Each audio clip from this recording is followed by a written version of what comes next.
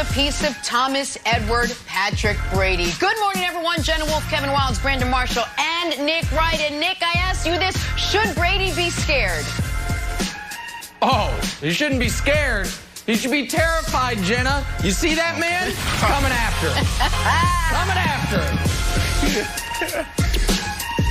Oh, my goodness. Well, speaking of Chase Young, we start in Philadelphia. Last night's game. Washington needed a win to get in.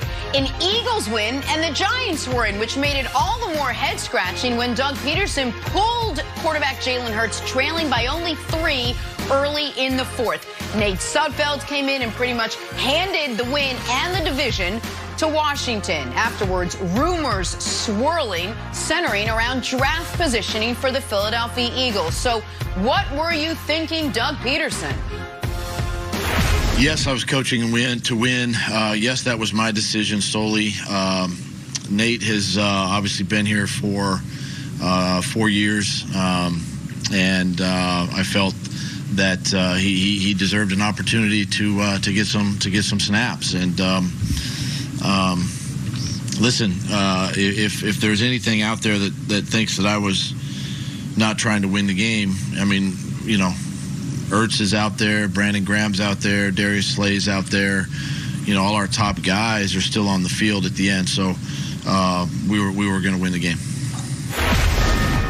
Meanwhile, Jalen's like, I still have a few questions, Coach.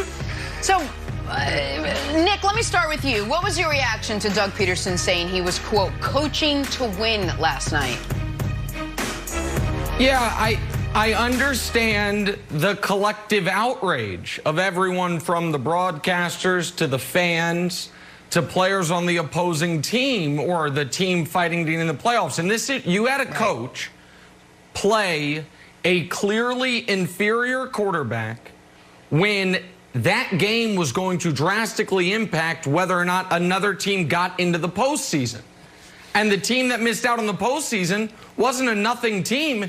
It was the 10-6 Miami Dolphins, because that's what Mike Tomlin did, and nobody cares. The hell are we talking about? Yeah. Like, this happens all the time in Week 17. Guess what, Giants? Yeah. Guess what, Giant fans? You know why you missed the playoffs? Because you were 31st in the NFL in points. You know why you missed the playoffs? Because you started 1-7. And then when you finally started playing well in December, you lost 3 games in a row where you scored 2 touchdowns. Doug Pederson owes the Giants nothing. Now, if I'm an Eagles fan, would I have wanted to see Jalen try to execute a fourth-quarter comeback? I think I would have. If I'm an Eagles fan, is there an argument to be made that Doug Pederson made the wrong choice for his team? Yeah, I'll listen to that argument. But this idea that he did a disservice to the Giants, who the hell cares? Doug Pederson don't work for the Giants. He has no loyalty to the Giants. The Giants should have handled their own business at any other point. He wanted to get Nate Sudfeld in the game for whatever reason it was, whether it was to help draft positioning, whether it was to look at him as a backup quarterback, or even if it was just to stick it to Carson Wentz.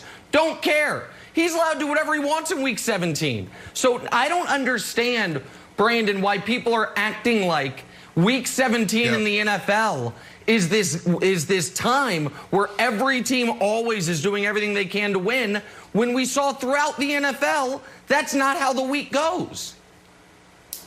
Yeah, look, I'll be quick here because I want to get Wild's reaction because he seems distraught over what you're saying.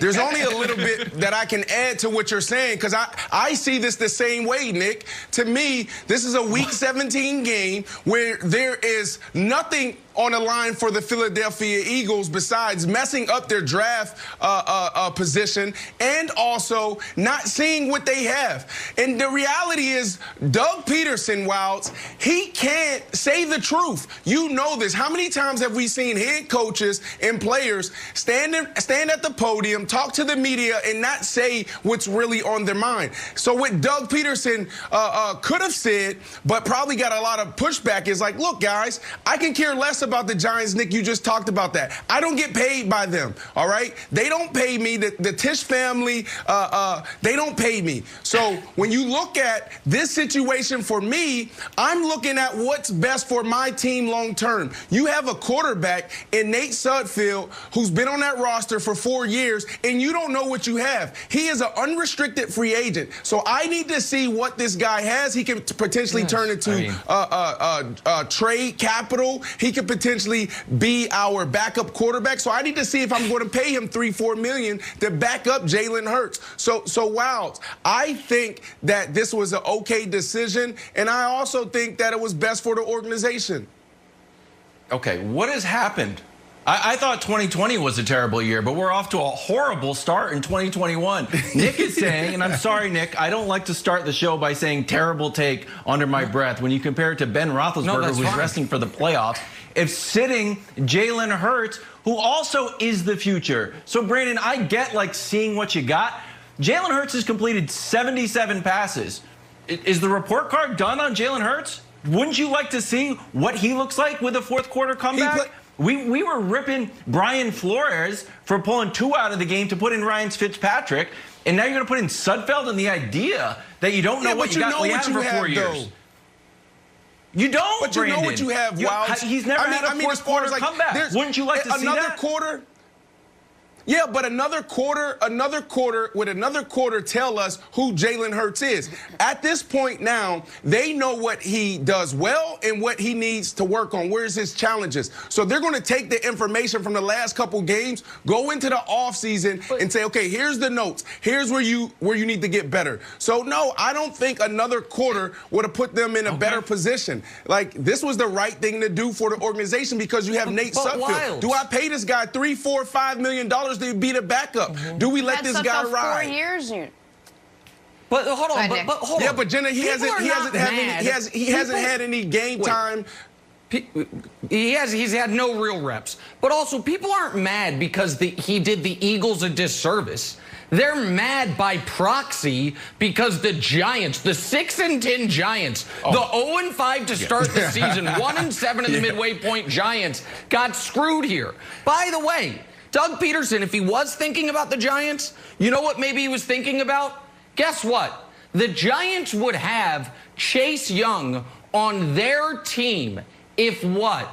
If they didn't win in Week 17 last year and cost themselves that pick. So for a million reasons, I understand what Doug Pederson's doing. Week 17, Wilds, is weird. Week 17, we had the Seahawks. They could have taken knees. Russell Wilson throws a pass to David Moore to get him an incentive. You had Tom Brady doing shovel passes to Antonio Brown. Not a lot of people talked about it, but Week 17, you had the Saints let a contest winner take reps at quarterback.